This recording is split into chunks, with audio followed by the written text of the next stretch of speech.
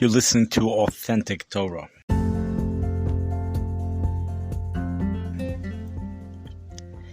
This is going to be an unbelievable chiddush to many of the people that don't know it, and if you do know it, then maybe it's not such a good chiddush, and you might hear Dovi in the background.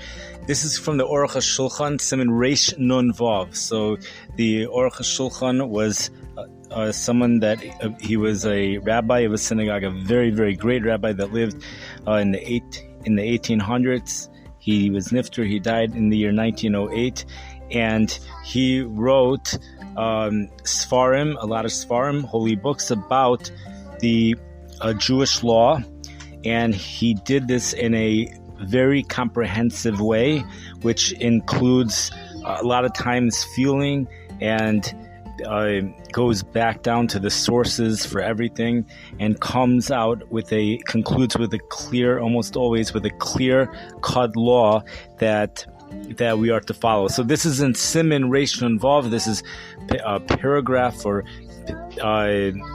this is 256. In the laws of the Sabbath, Hilchot Shabbos. Keshahayu Yisrael al mechonas hayu token shesh tkiyos be'erev Shabbos. When Klal Yisrael, or when they're gathered together, when the Jewish people were gathered together, they would blow the shofar 6 tkiyos on erev Shabbos, Aruch Chatzos. So, who has heard of this? Has anybody here heard of this? Anyone in my audience here has heard of it? They would blow the shofar before Shabbos. Now there's a Shabbos siren in Eretz Yisrael. In Israel you have a Shabbos siren, which then got replaced with music, I think. But apparently at one time they would blow the shofar. And this is what it says. V'lav dafka tekiya. It wasn't specifically a tekiya, which goes like, ooh, okay, but tekiya kalul hakol. Okay, this is how they would blow it. I'll just translate into the English. They would blow it as tekiya, trua, tekiya. A trua is 9 sounds followed by a tekiya. If I have something which I'm able to demonstrate on the phone. Tekiya.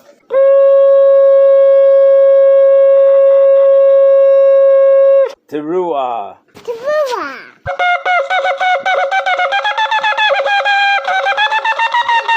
Tekiya Gedola.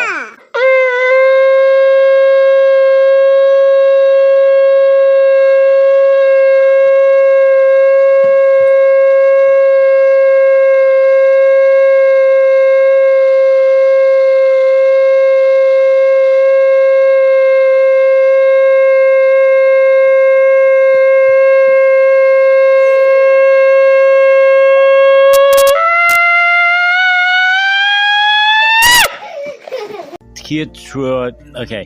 Tekiya trua, tekiya trua, tekiya. They had tekiyos. Okay, these tekiyos, these blowing of the shofar, is like a sign announcing it's time to get ready for Shabbos.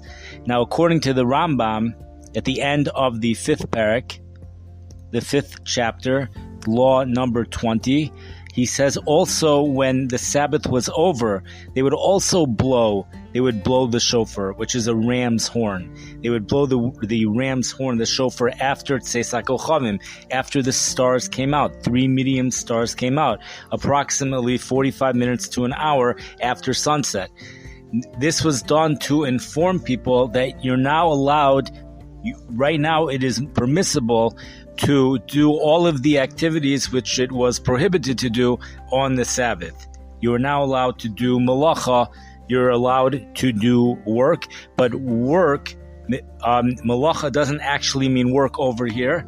It doesn't mean like work. It's very specific. There's a very specific definition of what malacha means, and a lot of the laws actually, such as carrying a pencil from your house to downtown, might be considered work, whereas moving a a thing of furniture is not considered work. So the Chalku Allah, the Ramban argues on him, and the Rashba, they say that there was never a tekiah, there was never a blowing of the shofar after Shabbos. It was only when Shabbos started. So now, what needs to be investigated is what was the source for this? Why did they blow a shofar, specifically a shofar? Why did they blow it in this way, almost like similar to the way it's blown in Rosh Hashanah? Why not just make it kind of like a tornado siren? Why blow it in this specific way? Anyways, Kate said, how would they do it? The Rambam writes, they would blow in a high place, like someone would go on top of a mountain. And the reason why they went to a high place was so that people in the entire city would be able to hear it. Not only that city, but even people behind the city and surrounding the city. So the first time they would blow it about a half hour after midday. They would blow it by Mincha Gedola. Now the 30 minutes doesn't actually mean 30 minutes. A half hour doesn't actually mean a half hour. But if sunrise is 6 a.m., sunset is 6 p.m., if the day is exactly 12 hours long, then each hour is an actual hour. Each hour is 60 minutes. There's 60 minutes to an hour.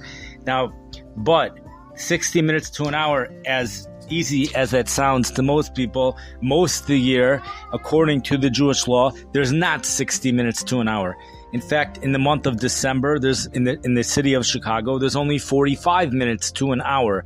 You divide the hours from sunrise to sunset into 12, and you that's how you come up with how many minutes there are in an hour. And in the summertime, there's about 76 minutes to an hour, and on June 21st. So therefore, a half hour is 38 minutes. 38 minutes after midday. And because of daylight savings time, midday here in Chicago is approximately 1 o'clock. Not all cities have it at 1 o'clock. You go to South Bend, Indiana, it's closer to 2 o'clock. Same thing with Cincinnati. But talking about 38 minutes, so about 1:38 in the summertime, that's when they would, if this would be done in Chicago, they would be blowing the shofar at 1:38. If in the wintertime, when midday is at noon and a half hour is only 23 minutes, so they would be blowing it at 12:23. Now, so they would blow the shofar. But after they blew the shofar for the first time, the Aruch Hashulchan is quoting from the Rambam, and he says that the people would hold back from working in the field. The people who were working in the fields, I guess farmers, not other people. The stores stayed open. But the people who were working in the fields, plowing the fields, they would stop doing their malacha. That's what was supposed to happen.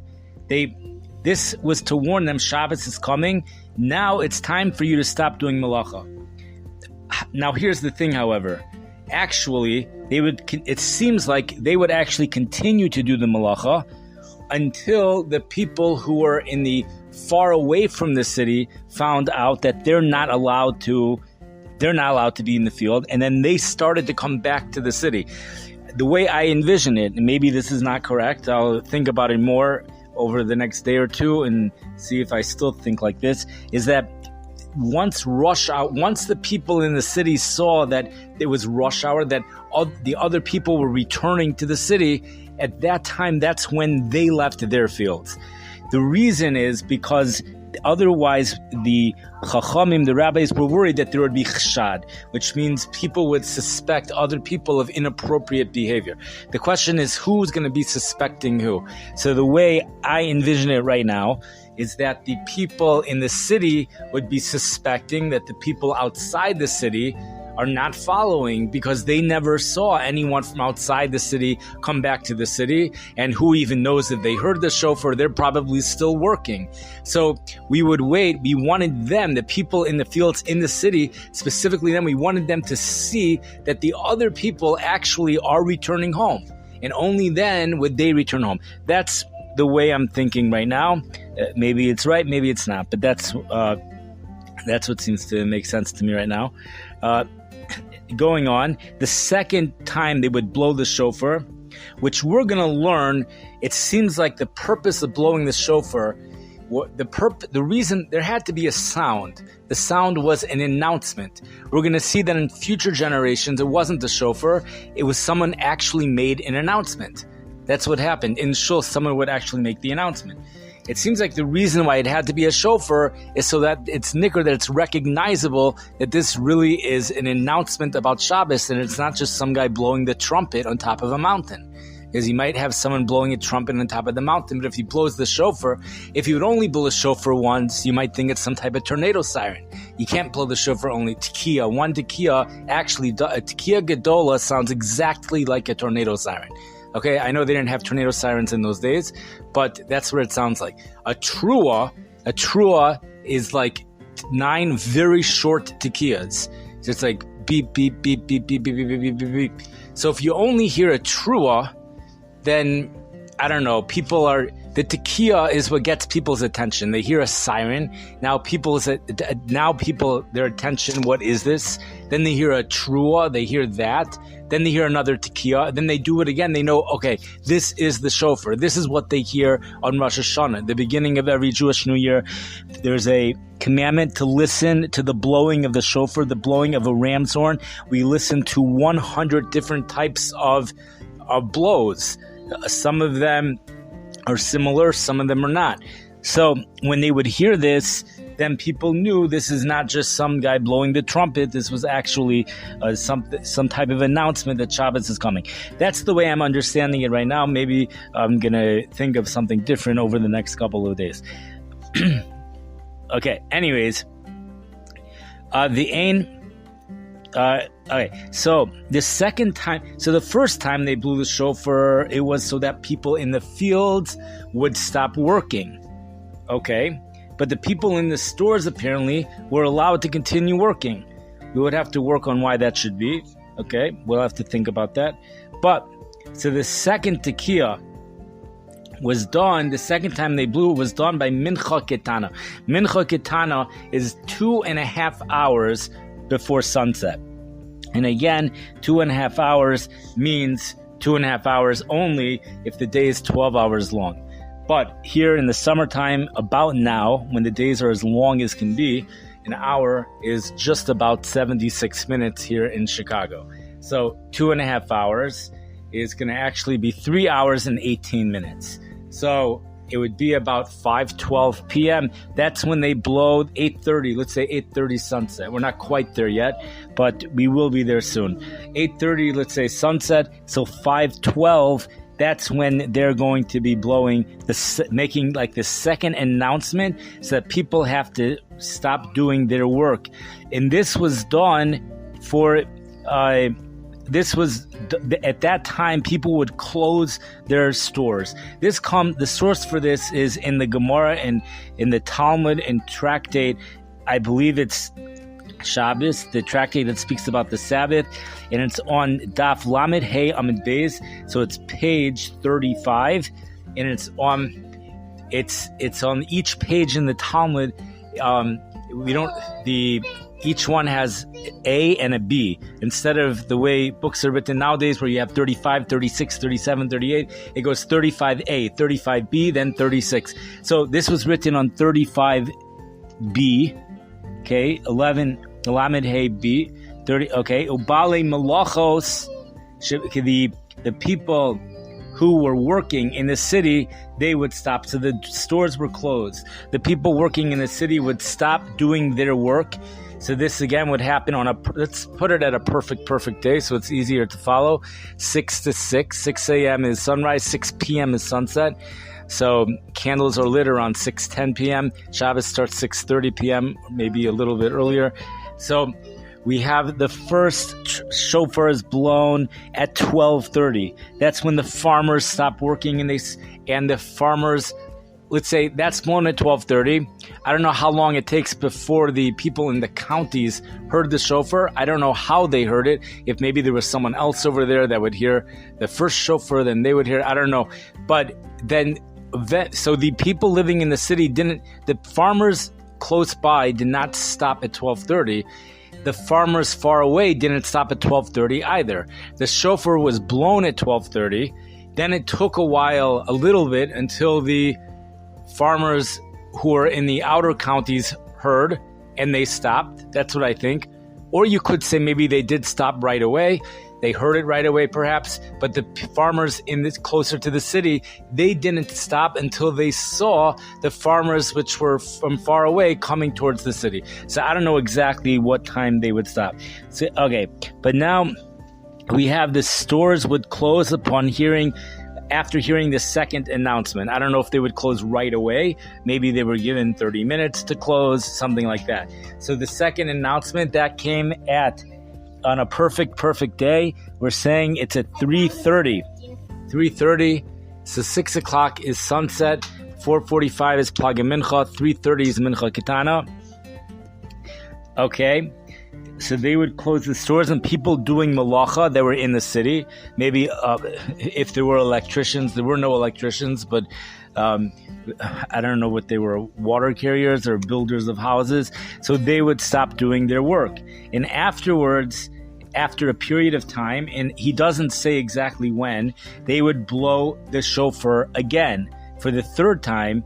And I think each time they blew the shofar, they blew it 6 times, I think. It was a tekiah, which is like a tornado siren, a trua, which is like 9 short little beeps, then a tekiah, like another little, like a 10, 20-second tornado siren, although some people could do it up to 45 seconds. A tekiah gedola could be up to 45 seconds. And then they would do that again, and that was that. And then the second time they did that, and then the third time they did it. All right. And at that time, when they blew it the third time, which was on a perfect day, it was after 3:30. 3:30 is when the stores would close. 3:30 is when the announcement came, close your stores. Okay? Then people were given time to close the stores. Let's say they were given 30 minutes. So 4 o'clock, they closed the store. Maybe they were given an additional 30 minutes to get home. I don't know. So let's say at 4:30, there's another shofar that's blown. Now, this shofar that's blown is to tell people, take your cooked meat off the stove. That's what it was. Take your, take it off the stove. Okay. And cover it up. Cover up, insulate, do a hatmana, the food that you have. Insulate it, cover it for tomorrow. Okay.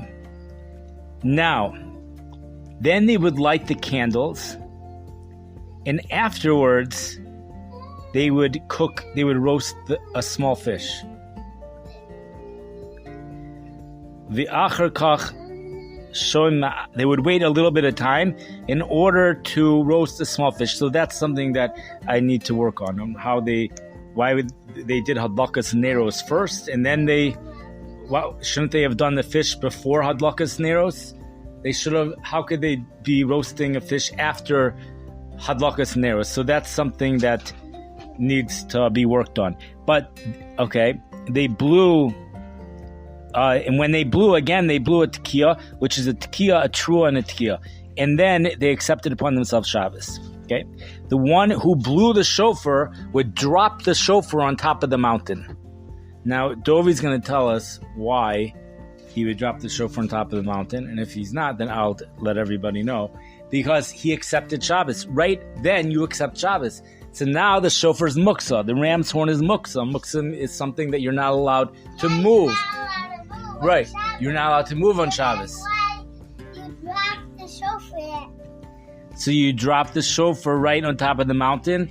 He would hide it, okay, and then he would return to his house. He wasn't able to bring the shofar back to his house. Now, the Rambam left out that part, but that's what the Gemara says. The Aruch Hashulchan tells us he doesn't know why the Rambam left it out, but the Rambam left it out. Now, what happens when Yontif falls out Erev Shabbos? They still blew the shofar. Even when Yontif fell out Erev Shabbos, they still blew the shofar. And the reason is because there's more Kedusha to Shabbos than Yontif. So I once had a Rebbe in 4th grade, Rabbi Herber. He said that one of the ways to, I think this is what he said, but maybe it's what someone said as an explanation to something he said, that if one wants to know how much Kedusha a day has, you look at how many aliyahs there are to that day. Okay, so on Yontif there's 5 aliyahs. On Yom Kippur there's 6 aliyahs, and on Shabbos we have 7 aliyahs.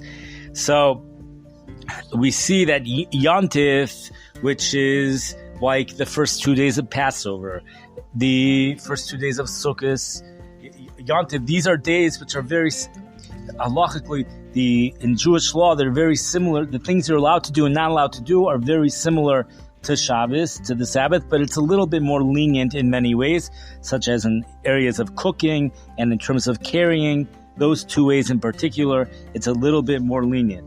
So the holiness, the Kedusha of Shabbos is more stringent. The holiness of Shabbos there's more holiness to Shabbos. Therefore, the way it worked is that when it was Yontif, and that was going into Shabbos, you have the second day of Passover was on a Friday, or the first day in Eretz Yisrael, in Israel, there's only 1 day of Yontif for Passover in the beginning and 1 day at the end. So you have that 1 day falls out on a Friday, and then you have Saturday, which is the Sabbath. So they still blew the shofar on Friday. The Aruch Hashulchan is going to tell us he thinks they only blew it once, because they only needed to blow it once. There's nobody working in their farm anyways. There's nobody working at the store, but there are people cooking. So they needed to blow it that one time because there were people cooking. However, when Yontif falls out on Sunday, so then they did not blow the shofar on Shabbos to warn people about Yontif on Sunday, because over there you're going down in holiness. So the only time they blew the shofar is when you're going up in holiness. Now he does not discuss what they did before Yontif. What about you have a regular Yontif? You have the first day of Passover is on a Thursday. The day before that is a regular Wednesday. Did they blow it on Wednesday? So he doesn't discuss that. Okay. So when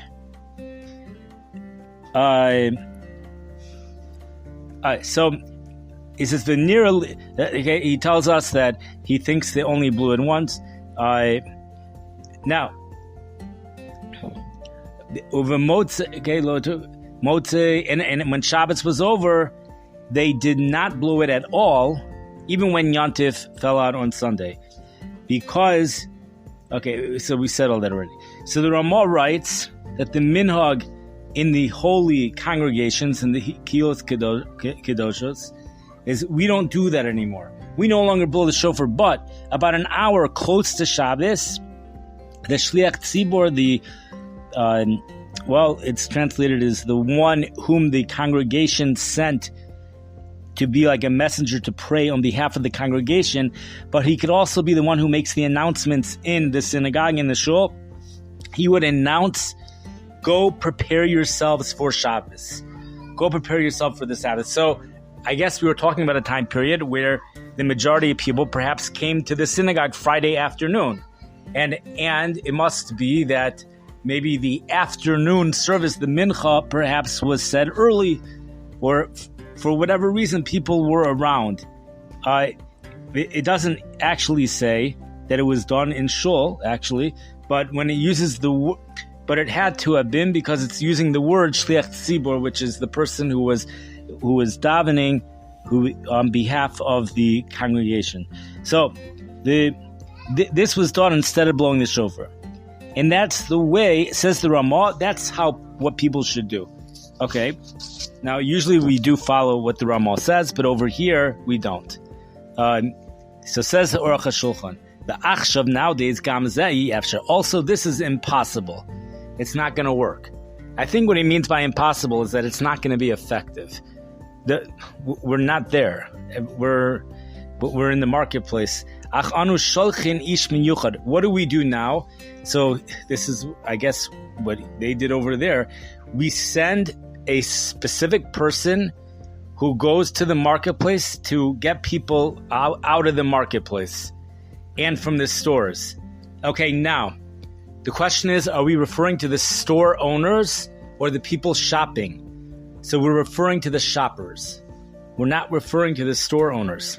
And you're going to see, because Kiyesh Bezek Godel HaMachshir, this stores and shopping presents an enormous stumbling block when it comes to keeping Shabbos. Shopping Friday afternoon, and this is the reason why.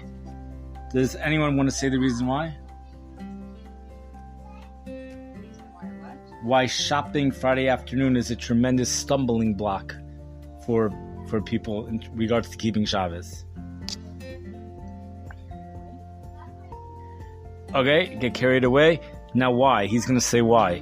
Why do people get carried away? Shapirov le'es erev, because for the majority of people, when it gets night as evening approaches, Maisa hasatan, Goyrem sheyavo liknos v'tzarech lezeh hitzchazkos harbe. The Satan will cause people all of a sudden, they're like, oh, we need this and we need that. We have a rabbit and we need food for the rabbit. Just go out and get something. It's minutes before sunset. That's what we need. So he's saying these things are not real needs, but people think they are real needs. The Satan makes it seem like you really need it. If you look harder, you'll probably find the thing in your house. But Ubaruhu, and it's clear, he says that Shabbos will pay you back. If you're careful in this, Shabbos will pay you back. So I think he's saying, like, you think you need this, you'll see. Shabbos will give you more than what you need. You'll see. Okay, now he says something which is very interesting over here. He says, and a person should say the prayers of accepting the Shabbos, of Kabbalah Shabbos and Mariv, daven the evening service while it's still day, meaning before sunset. This is something that we do not do during the week. It's strongly discouraged. We're strongly discouraged from doing this during the week because a person does not fulfill the mitzvah. They do not fulfill the commandment of saying the Kriya Shema Bizmano, of saying certain scripture, certain verses in the Torah. There's a commandment to say certain verses in the Torah within a certain time period, and that time period is to say it after the stars come out. So that's one reason why we're discouraged. There's other reasons too why at the very least we should say it after sunset. But here he says you should say it be'od yom, and usually be'od yom means while it's still day. Usually that means before sunset, in which case if you are going to say the evening service Mariv before sunset, we usually encourage people to say Mincha, the afternoon service, before something called Plaga Mincha, which is an hour and 15 minutes before sunset, because according to at least one opinion in the Gemara, one opinion in the Talmud, says that the day actually ends at Plaga Mincha. The day doesn't end at sunset. According to one opinion, the day ends an hour and 15 minutes before sunset. So at least even though we don't follow that opinion, generally speaking, but there is such an opinion. So if we're going to be davening the evening service, we're going to be davening Mariv before Shkia anyways, before sunset. So we might as well just be consistent in who we are following and not daven Mincha after Plaga Mincha. We might as well just be consistent and pray the afternoon service before what's called Plaga Mincha, before an hour and 15 minutes before sunset. That way we're being consistent. Where he says, okay, that way we do it. Not all synagogues do it that way. Some actually do both. They daven both. They pray both the mincha, the afternoon service, and Mariv, the evening service. Both of them are done within the same time period. When it comes to Friday night, and we're going to see, because on Friday night there's good room to allow leniencies, and it's because of this. He says, "The ein lahamti." You should daven early. Pray early. Ve'ein lahamtin al adam gadol. Don't wait for the adam gadol, the great Rav of the city. Don't wait for him. Usually, because of derech eretz, because it's a good menschlichkeit character trait. It's we wait for the rabbi to come in before we start davening. But in this case, don't wait for him. If he hasn't come to shul, don't wait for him, just start. With chus kadoho, this is a great merit that comes from the Magen Avram. Now, the Aruch Hashulchan says, Uba avono seno harabim, and in our great sins,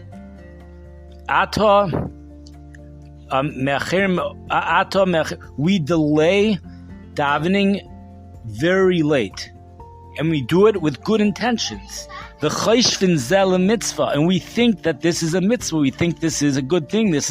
We're fulfilling a commandment. We think because by davening late, by saying the prayers late, we're doing ma'ariv bismano. We're praying the evening service in its proper time, according to all opinions. And we're going to also be fulfilling the commandment of saying Kriya Shema within its proper time, saying those verses from Scripture in its proper time. And that's what we do the other nights of the week. He says, "V'oy vavoy lemitzvah zu," but this mitzvah, that mitzvah that we're doing, that we're being extra careful on, trying to make sure we say Marav in its proper time. That's okay. It's a mitzvah, but this is not oy vavoy. It's not good. Like, woe to us for trying to keep that mitzvah. Because by doing this, kizel baduk umenusa, which I've translated it as this has been checked and tested. I was told that there's a better translation for it, but either way, the gist of it is that we see with our own eyes Sha'ayidei Kain, by making Marav late, Ba'im L'chil Shabbos. This comes to the desecration of the Sabbath. Rabin, many people may Anshei Ha'ir, from the people of the city. And he's already explained earlier that whatever time the Rav, the great rabbi of the city, would light the candles, would accept Shabbos, the people are going to do it later. So whatever the city does, people are going to do it later. Or at least some of the people are going to be late. So the city, as a congregation as a whole, should do it very early. That way, when the people who are doing it late, even if they're late, they're still going to end up doing it before sunset. They're still going to end up accepting Shabbos upon themselves before sunset. Okay. The Kvar Ha'arach that we already had in Aricha, we already spoke at length about this in Siman Reish Beis 242. The Ashrei Enosh Yaseh, praiseworthy is the person who does this. Yasezos, these amit, he strengthens himself. She spalu Marav be'od yom. He davens Marav, the evening service, while it's still day. Something which is discouraged to do the rest of the week, but Friday night we encourage it by all people, even if the person knows that he's not going to desecrate the Sabbath, because he's also part of a community. And to a certain extent, we all have a responsibility on each other. As a community, we have to do this early to make sure as a community we're keeping the Sabbath, we're keeping Shabbos. The Ein Ketzasachro, his reward for doing so will be infinite. There's no end to the reward. The Shabbos Tamlitz Alav. These are the words of the Aruch Hashulchan. The Aruch Hashulchan was a Rav, he was a rabbi of a synagogue, so he was very in touch with the people of the city and all different types of people, and perhaps that's one reason why he comes out so strong on doing this, because not everyone does it this way.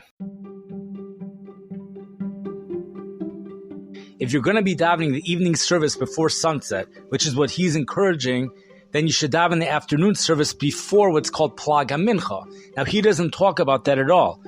And in cities like St. Louis, the shuls, except for the Chabad, the shuls start at 7 o'clock. We have shuls even here in Chicago.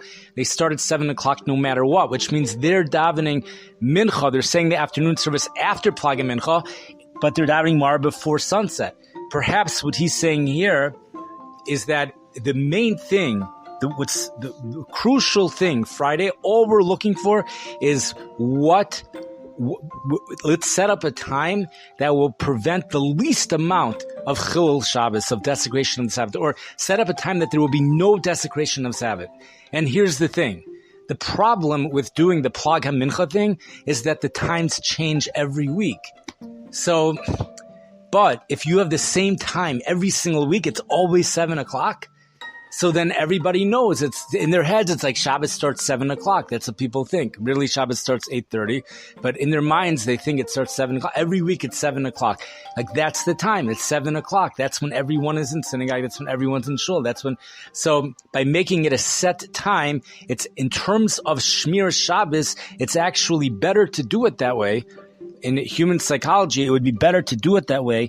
Even once you go ahead and say Shabbos is the main thing, let's forget about Mariv in the proper time, and then certainly the Mincha, before Plaga Mincha, forget about all, let's just focus on Shabbos, Shabbos, Shabbos. If you want to focus just on Shabbos, Shabbos, Shabbos, the best way to do it is have a set time every single week at 7 o'clock. So according to the way, to this thought is my own, that thought of the 7 o'clock. I'm using this to be mlamitz chus on, because a lot of people have a difficulty. How could you have a 7 o'clock mincha? Grant, you want to daven early, so daven early. Go ahead and have an early prayer service, but make sure at least you do the afternoon services before plaga mincha. And then, okay, how can you have a 7 o'clock thing? No, because here's a reason. I'm offering a reason, suggesting a reason perhaps why, not just to allow the 7 o'clock thing, but to encourage everyone to do the 7 o'clock thing. Because at least according to this Aruch Hashulchan, who was a Rav, he was very in touch with what was going on in his community. He said he saw Chil Shabbos, he saw these things happening, and the name of the game here, this whole thing is Shabbos, Shabbos, Shabbos. That's the name of the game. And if you make that's the main player here, then you set up the times according to what will produce the greatest outcome for Shmir Shabbos. What time? And the best thing, perhaps one could say, is having a set time well before. It has to be that accepting the Shabbos comes after Plag HaMincha, but that is happening. That's for sure happening, because Plag HaMincha is before 7 o'clock. But, so here you have a set time. It's always after Plag HaMincha. You're always allowed to be Makabel Shabbos at the time. You could always accept it at that time. And we're going to say the afternoon services, and we're going to do something. It's not really, on one hand, it's not really so good in regards to the prayers, which is rabbinical, but we're not worried about that at all. We can't be worried about that at all. Our focus these days has to completely be on Shabbos. We have to be in touch with what the people of our generation go through.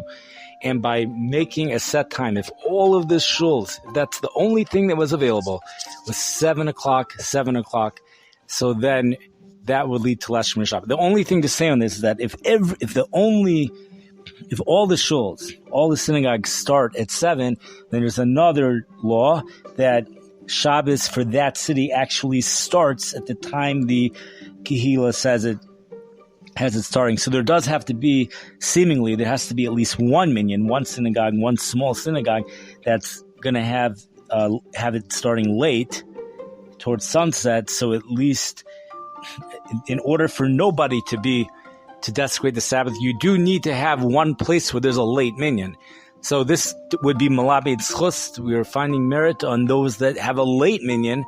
So they're offering a tremendous service to the whole community, because now there's going to be even less people. Meaning that late minyan should consist of Yarei Shemayim, people who will never be Mechal Shabbos.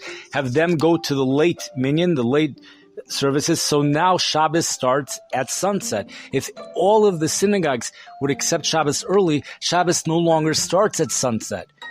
Shabbos starts when the community accepts Shabbos upon themselves. But if there's at least one, even if it's a tiny synagogue with just 10 people, only one which accepts Shabbos right around sunset, a little before sunset, so then Shabbos in that city starts at sunset, and then the rest of the places have their minyanim at 7. So then that would be the best setup to minimize Chil Shabbos. Perhaps one could say that you should just have all three. You have one that keeps the Plag and Mincha. Another way. Here's another way to do it. This way might even be better. And this is also done in St. Louis. You have some of the people in the Kollel, they have a minyan. They daven the afternoon service many hours. They daven before they have a separate afternoon service many hours before. I think it's at 3:30. So this way, when does the evening services start for Shabbat? 7. It always starts at 7. Everyone knows you have to be in shul by 7. And at the same time, so you have a set time for that. At the same time, they're also saying mincha, davening the afternoon service before plag, because they have a set time to daven mincha, 3:30, or whatever time they daven, 3:30. Okay, so that would work as well. That might even be the best way to do it. So with that, again, there were a couple things that I don't have perfect clarity on. Maybe over the next couple of days, I'll develop another thought and we will clear that up. Okay.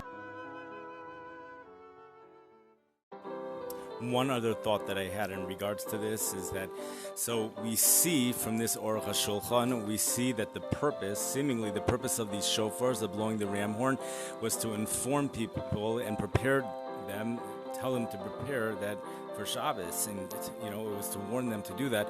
And then when that became ineffective, so then the system got changed, and the Shliach Tzibur, somebody announced in the synagogue, go home and prepare for Shabbos. Then when that became ineffective, so then they sent someone else out to the marketplace. And now none of these things would work right now, but I just wanted to suggest there is something that might work. Hashem put in our world, everything in the world, we have physicality, and it's a reflection of the spirituality, but we're supposed to learn from physicality. We don't even have to go on to that. Just, we can learn from the way the world does things. Learn from the tornado warning. What happens when you have a tornado warning? The cell phones, a lot of the cell phones get these emergency alerts. So perhaps a system could be set up where some type of emergency alert goes out to everybody's cell phone, just like instead of the shofar being blown, an emergency alert which says the exact same things almost like that you would hear in a tornado warning. People stay home, don't go out shopping, it is close to Shabbos. Warning, you might get stuck even if you think you have enough time. Issue some type of a warning, come up with a way to warn people that, I think what the Aruch Hashulchan said is very, very good. He says it's from the Satan that people all of a sudden, right before Shabbos, there's needs that they never thought of before. And it's a real necessity. That's what it feels like. So and there will always appear like there's enough time to do it. And technically there probably is, but you have to prepare for worst case scenarios, and people end up having to walk home, different things like that. So if there would be some type of, if we can do that nowadays, I don't know if there's anybody in a position that is able, I don't know who sends these things out and who does these things, but we don't have any there's no from Jew working for the National Weather Service that could, or even be mechalik. You could be on the warnings. You could be mechalik between.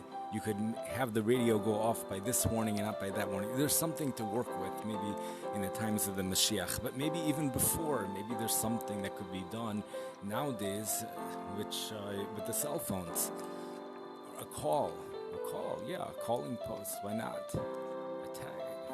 But more like a warning, like a loud beep, something like that. Okay, that's just a thought that I had.